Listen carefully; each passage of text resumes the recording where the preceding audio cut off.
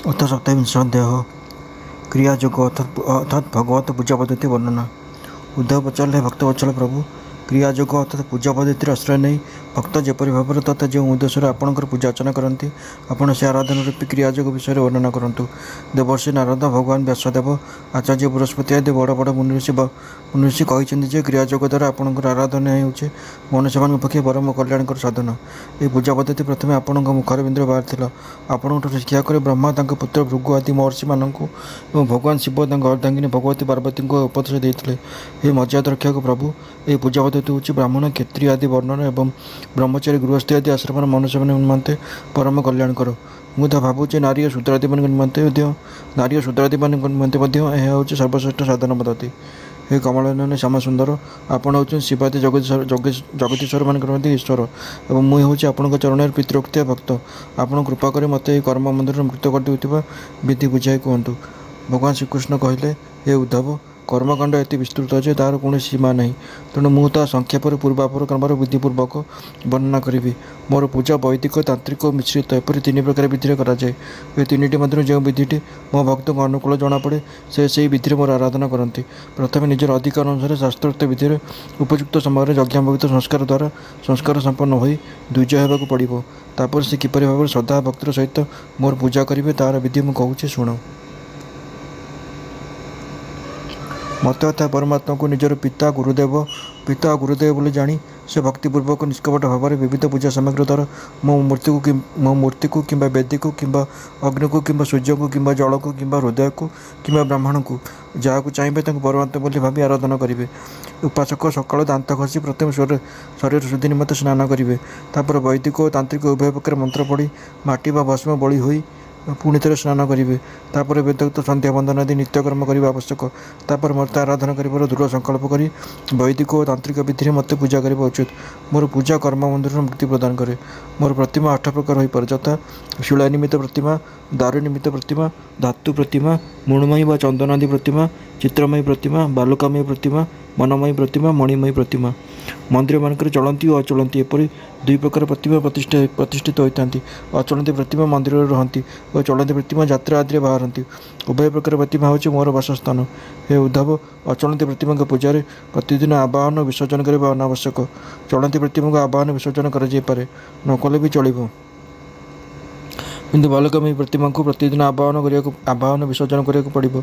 मृण्मयी चित्रमयी तथा चंदन प्रतिमा को स्नान न कराई केवल मार्जन कराए किंतु अन्य सब प्रतिमा को स्नान कराइबा आवश्यक। मत प्रसिद्ध सामग्री द्वारा प्रतिमा आदि विधि अनुसार पूजा कराए किंतु जी निष्काम भक्त से जो सामग्री सुलभ से मोर पूजा करपारती से हृदय मत ध्यान कर मानसिक पूजा करपारती। हे उद्धव स्नान वस्त्र आभूषण आदि केवल शिल अथवा धातु इत्यादि मूर्ति पूजार उपयोगी। बालकामयी मूर्ति को अथवा माटी बेदी पूजा करते बेले से मंत्र द्वारा मुखादि अंग और तैर अधिष्ठात्र मुख्य देवता मान यथा स्थान में स्थापना कर पूजा करने उचित। अग्नि पूजा करागले अग्नि मृत मिश्रित हव्य द्रव्य आहुति देवाक पड़ो। सूर्य को प्रतीक कर उपासना अर्घ्य दान उपस्थान अर्थात करजोड़ी प्रार्थना करने मुख्य। जल तर्पण आदि द्वारा मोर उपासना कराया पड़े। भक्त जदि हार्दिक श्रद्धा सहित मत केवल जल अर्पण करती तेबे मुझे सादर ग्रहण करे। जे अभक्त से मत बहु सामग्री अर्पण कले मुझे संतुष्ट हुए ना कि मो भक्त जदि मत श्रद्धार सहित टिके जल भी नवेदन करती मुझे जल टिकक प्रसन्न हो जाए। जदि से फूल दीप धूप और नैवेद्य आदि बहु पदार्थ द्वारा मोर पूजा करती तेज से कथा कौन कहि। उपासक प्रथम पूजा सामग्री संग्रह करेंगे। तापर पूर्व दिग को अग्रभाग कर कुश बिछाइबे। तापर पूर्व कि उत्तर दिग को मुँह कर पवित्र भाव में से कुशासन में बसवे। यदि अचल विग्रह को उपासना कराए तेज से विग्रह को सम्मुख ही बसवाक पड़ो। तापर पूजा कार्य आरंभ करेंगे। प्रथम निजे विधिपूर्वक अंगन्यास और करन्यास करेंगे। तापर विग्रह मंत्रन्यास करेंगे और देहर पूर्व समर्पित होता पुष्पादि सामग्री बाहर करती पोछीदेवे। तापर गंध पुष्पादि द्वारा अर्घ्य कुंभ और प्रोक्षण पात्र आदि पूजा करेंगे। प्रोक्षण पात्र जल पूजा सामग्री को निजर शरीर को प्रोक्षण करने पर अर्घ्य कुंभर जल नहीं ପାଦ୍ୟ ଅର୍ଘ୍ୟ ଓ ଆଚମନ ନିମନ୍ତେ 3ଟି ପାତ୍ର ଜଳାପୂର୍ଣ୍ଣ କରି ରଖିବେ। ପାଦ୍ୟ ପାତ୍ରରେ ଶ୍ୟାମଳ ଧ୍ୟାନ, ଦୁବ, ପଦ୍ମଫୁଲ, ବିଷ୍ଣୁକ୍ରାନ୍ତା, ଚନ୍ଦନ, ତୁଳସୀ ପତ୍ର ଆଦି ପକାଇବେ। ଅର୍ଘ୍ୟ ପାତ୍ରରେ ଗନ୍ଧ, ପୁଷ୍ପ, ଅକ୍ଷତ, ଜଧାନ, କୁଶ, ତିଳ, ସୋରିଷ, ଦୁବ ଆଦି ପକାଇବେ ଓ ଆଚମନ ପାତ୍ରରେ ଜାଇଫଳ, ଲବଙ୍ଗ ଆଦି ପକାଇବେ। ତାପରେ ପୂଜକ ଉପରୋକ୍ତ 3 ପାତ୍ରକୁ ଯଥାକ୍ରମେ ହୃଦୟ ମନ୍ତ୍ର, ଶିର ମନ୍ତ୍ର ଓ ଶିଖା ମନ୍ତ୍ର ଦ୍ୱାରା ଅଭିମନ୍ତ୍ରିତ କରି ଶେଷରେ ଗାୟତ୍ରୀ ମନ୍ତ୍ର ଦ୍ୱାରା 3ଟି ଯାକ ପାତ୍ରକୁ ଅଭିମନ୍ତ୍ରିତ କରିବେ। ଏହାପରେ ପ୍ରାଣାୟାମ ଦ୍ୱାରା ପ୍ରାଣବାୟୁକୁ ଭାବନାଦ୍ୱାରା ଶରୀରସ୍ଥ ଅଗ୍ନିକୁ ଶୁଦ୍ଧ କରି ହୃଦୟ କମଳରେ ପରମ ସୂକ୍ଷ୍ମ ଶ୍ରେଷ୍ଠ ଦୀପଶିଖା ସମାନ ମୋର ଜୀବକଳାକୁ ଧ୍ୟାନ କରିବେ। ବଡ଼ ବଡ଼ ସିଦ୍ଧ ମୁନି ଋଷି ଆକାର, ଉକାର, ମକାର, ବିନ୍ଦୁ ଓ ନାଦ ଓଙ୍କାରରେ ପଞ୍ଚକଳାକୁ ଏବଂ ଶେଷରେ ସେହି ଜୀବକଳାକୁ ଧ୍ୟାନ କରନ୍ତି। ମୋର ତେଜମୟ ଅଂଶ ଉପାସକଙ୍କ ହୃଦୟରେ ଜୀବକଳା ରୂପେ ରହିଥାଏ। ସେହି ଜୀବକଳା ହେଉଛି ଆତ୍ମସ୍ୱରୂପିଣୀ। ଜୀବକଳାକୁ ଧ୍ୟାନ କରିବା ଦ୍ୱାରା ତାହାର ତେଜ ସମଗ୍ର ଅନ୍ତଃକରଣରେ ଶରୀରରେ ବ୍ୟାପ୍ତ ହୋଇଗଲେ ମାନସିକ ଉପଚାର ଦ୍ୱାରା ମନେ ମନେ ମୋତେ ପୂଜା କରିବା ଆବଶ୍ୟକ। ତାପରେ ତନ୍ମୟ ହୋଇ ମୋତେ ଆବାହନ କରି ପ୍ରତିମା ଆଦିରେ ସ୍ଥାପନ କରିବା ଉଚିତ। ତାପରେ ମନ୍ତ୍ର ଦ୍ୱାରା ଅଙ୍ଗନାଶ କରି ମୋତେ ପୂଜା କରିବା ଆବଶ୍ୟକ। ହେ ଉଦ୍ଧବ, ମୋର ଆସ୍ଥାନରେ ଧର୍ମ ଆଦି ଗୁଣ ଓ ବିମଳ ଆଦି ଶକ୍ତିମାନଙ୍କୁ ଭାବନା କରିବା ଉଚିତ। ଅର୍ଥାତ୍ ଆସ୍ଥାନରେ 4 କୋଣରେ ଧର୍ମ, ଜ୍ଞାନ, ବୈରାଗ୍ୟ ଓ ଐଶ୍ୱର୍ଯ୍ୟ ରୂପୀ 4ଟି ଖୁରା ଅଛି।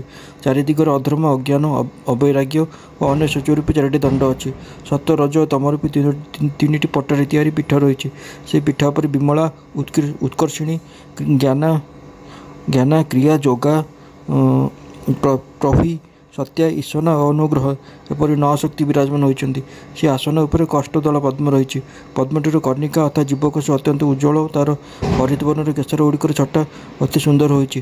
ଆସ୍ଥାନ ବା ଆସନ ସମ୍ବନ୍ଧରେ ଏପରି ଭାବନା କରି ପାଦ୍ୟ, ଆଚମନ୍ୟ ଓ ଅର୍ଘ୍ୟ ଆଦି ଉପଚାର ପ୍ରସ୍ତୁତ କରିବା ଆବଶ୍ୟକ।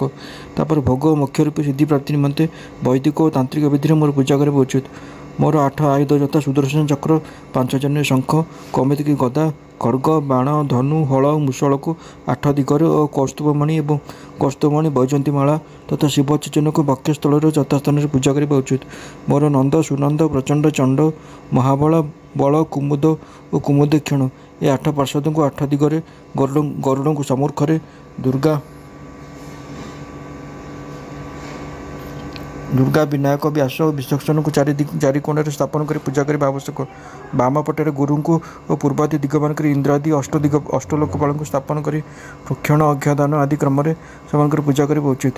ପ୍ରିୟ ଉଦ୍ଧବ, ଯଦି ସାମର୍ଥ୍ୟ ପାଇବ ତେବେ ପ୍ରତିଦିନ ଚନ୍ଦନ, ବେଣାଚେର, କର୍ପୂର, କେଶର, ଅଗୁରୁ ଆଦି ସୁଗନ୍ଧିତ ଦ୍ରବ୍ୟର ମିଶ୍ରଣରେ ସୁବାସିତ ହୋଇଥିବା ଜଳରେ ମୋତେ ସ୍ନାନ କରିବା ଉଚିତ। ସ୍ନାନ ସମୟରେ ସୁବର୍ଣ୍ଣ ଘର୍ମ ଇତ୍ୟାଦି ସ୍ୱର୍ଣ୍ଣଘର୍ମାନୁବାକ ଅର୍ଥାତ୍ ଋଗ୍ବେଦର ବାକ୍ୟ ଜିତଙ୍ତେ ପୁଣ୍ଡରୀକାକ୍ଷ ଇତ୍ୟାଦି ମହାପୁରୁଷ ବିଦ୍ୟା, ସହସ୍ରୀ ଶିଷାପୁରୁଷ ଇତ୍ୟାଦି ପୁରୁଷ ଯୁକ୍ତ ଓ ଇନ୍ଦ୍ରମ୍ ନରୋ ନେମଧୀତା ହବନ୍ତ ଇତ୍ୟାଦି ମନ୍ତ୍ରୋକ୍ତ ରାଜନୀତି ସାମଗାୟନ ପାଠ କରି ମୋର ଅଭିଷେକ କରିବା ଉଚିତ। ମୋର ଭକ୍ତ ବସ୍ତ୍ର, ଯଜ୍ଞୋପବୀତ, ଆଭୂଷଣ, ପତ୍ର, ମାଳା, ଗନ୍ଧ ଓ ଚନ୍ଦନ ଆଦିରେ ଶ୍ରଦ୍ଧାପୂର୍ବକ ମୋତେ ଯଥୋଚିତ ରୂପେ ବେଶ କରିବା ଉଚିତ। ଉପାସକ ଶ୍ରଦ୍ଧାର ସହିତ ମୋତେ ପାଦ୍ୟ, ଆଚମନ, ଚନ୍ଦନ, ପୁଷ୍ପ, ଅକ୍ଷତ, ଧୂପ, ଦୀପ ଆଦି ସାମଗ୍ରୀ ଅର୍ପଣ କରିବା ଆବଶ୍ୟକ। ଯଦି ପାରିବେ ତେବେ ଗୁଡ଼, ଘିଅ, କ୍ଷୀରି, ପୁରୀ, ପିଷ୍ଟକ, ଲଡ଼ୁ, ହାଲୁଆ, ଦହି, ଅନ୍ନ, ଡାଲି ଆଦି ବିବିଧ ବ୍ୟଞ୍ଜନ ନୈବେଦ୍ୟ ରୂପେ ଅର୍ପଣ କରିବା ଉଚିତ। ମୋର ବିଗ୍ରହକୁ ଦାନ୍ତ ଘଷାଇବା, ତେଲ ଲଗାଇବା ତଥା ବଟା ହଳଦୀ ଆଦି ଲେପନ କରି ପଞ୍ଚାମୃତ ଆଦିର ଅଭ୍ୟଙ୍ଗ ସ୍ନାନ କରାଇବା ପରେ ଅଙ୍ଗରେ ସୁଗନ୍ଧିତ ଚନ୍ଦନ ଆଦି ଅଙ୍ଗରାଗ ଲଗାଇବା ଉଚିତ। ତାଙ୍କୁ ଦର୍ପଣ ଦେଖାଇବା ଓ ଭୋଗ ଲଗାଇବା ଆବଶ୍ୟକ। ସାମର୍ଥ୍ୟ ଥିଲେ ପ୍ରତିଦିନ ଅଥବା ପବିତ୍ର ଦିନମାନଙ୍କରେ ନୃତ୍ୟ ଗୀତ ବା ଭଗବାନ ନାମ ସଂକୀର୍ତ୍ତନ ଆଦିର ମଧ୍ୟ ବ୍ୟବସ୍ଥା କରାଯାଇପାରେ। ହେ ଉଦ୍ଧବ, ପୂଜକ ପୂଜା ପରେ ଶାସ୍ତ୍ରବିଧିରେ ନିର୍ମିତ ହୋଇଥିବା କୁଣ୍ଡରେ ଅଗ୍ନି ସ୍ଥାପନ କରିବେ। ବେଦୀରେ ତିଆରି କରାଯାଇଥିବା ସେ କୁଣ୍ଡଟି ମେଖଳା, ଗର୍ତ୍ତ ଆଦିରେ ଶୋଭାୟମାନ ହୋଇଥିବ। ସେଥିରେ ଅଗ୍ନି ପ୍ରଜ୍ୱଳିତ କରି ହାତରେ ତାହାକୁ ପରିସଂହନ କରିବେ। ବେଦୀରେ ଚାରିପଟେ କୁଶ ଖଣ୍ଡିକ କରି ଚାରିପଟେ 20ଟି କୁଶ ବିଛାଇ ତାପରେ ମନ୍ତ୍ରପାଠ ପୂର୍ବକ ଜଳ ଛିଞ୍ଚିବେ। ତାପରେ ବିଧିପୂର୍ବକ ସମିଧ ସ୍ଥାପନ କରି ଅନ୍ନଦାନ କରି ଅଗ୍ନିର ଉତ୍ତର ଭାଗରେ ହୋମ ଉପଯୋଗୀ ସାମଗ୍ରୀ ସବୁ ରଖିବେ। ତାପରେ ପ୍ରୋକ୍ଷଣୀ ପାତ୍ରର ଜଳରେ ସେଗୁଡ଼ିକୁ ପ୍ରୋକ୍ଷଣ କରିବେ। ତାପରେ ଅଗ୍ନିରେ ମୋତେ ଏହି ରୂପେ ଧ୍ୟାନ କରିବେ। मोर अर्थात भगवान मूर्ति सुनापुरी देदीप्यमान दिशुची रोम रोमर झरी पड़ुचे शांति सुदीर्घ चतुर्भुज से विराजमान होती शंख चक्र गदा पद्म श्रीअंगर सुशोभित होती पद्मकेशर वर्णर पीताम्बर शिरोरे मुकुट कररे कंकण बाहुरे चलुचे बाजुबंध अंटारे कटिसूत्र बक्षस्थल शिवच चिन्ह गलार झलमल हो कौस्तुभमणि और ग्रीवादर लंबी अजन लंबित सुंदर वनमाला अग्नि मोर एपरी मूर्ति को ध्यान कर पूजा करने आवश्यक तापर घीरे शुखिला समिध बुड़ाई आहुति देवे और आज भाग और आघार नामक दुईटी आहुति आहरी होम करेंगे तापर घीरे बुड़ाई अन्य होमयोग्य द्रव्य आहुति देवे तापर निजर इष्ट मंत्र अथवा ओम नमः नारायण ये अष्टाक्षर मंत्र तथा पुरुष सूक्तर 16टी मंत्र होम और पूजा करेंगे बुद्धिमान पुरुष धर्मादि देवता निमंत्रण विधिपूर्वक मंत्र होम करने और शेष सुष्टकृत आहुति अर्थात पूर्णाहुति देवा उचित एपरी भाव में अग्नि अंतर्जाम रूप स्थित भगवान को पूजा करी पूजक नमस्कार करेंगे और नंद सुनंद आदि पार्षद मान 8 दिगरे हवन कर्मांग बलि देवे तापर से प्रतिमा सम्मुख बसी परम स्वरूप भगवान नारायण को स्मरण करेंगे और भगवत स्वरूप मूला मंत्र ओम नमः नारायण जप करेंगे तापर भगवान को आचमन दे प्रसाद विचक्षण को निवेदन करेंगे तापर निजर इष्टदेव सेवार सुगंधित तांबूल आदि मुखवास अर्पण करेंगे और पुष्पांजलि देवे मोर पूजा उपलक्षे मोर लीलाचरित गान वर्णन व अभिनय करेंगे एसबू गला बेले प्रेमान्वित हो नाची भी पारती मोर लीला कथा